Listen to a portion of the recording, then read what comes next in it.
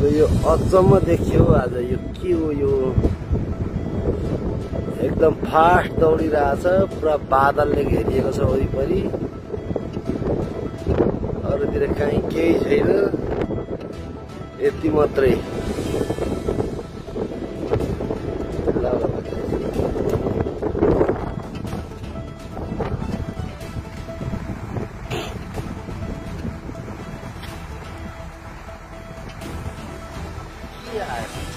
कस्तो अचम्म थियो।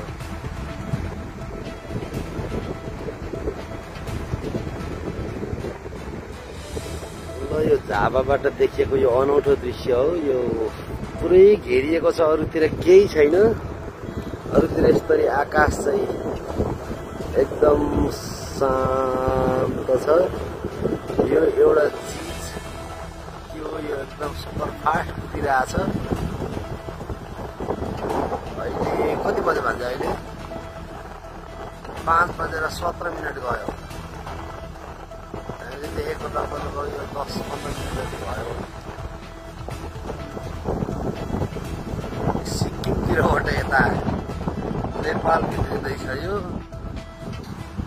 एकदमै अनौठो दृश्य छ।